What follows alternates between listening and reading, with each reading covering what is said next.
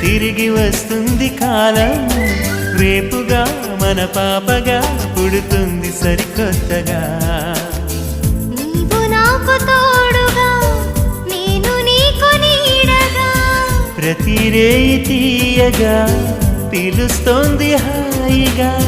ఇలా ఉండిపోతే చాలుగా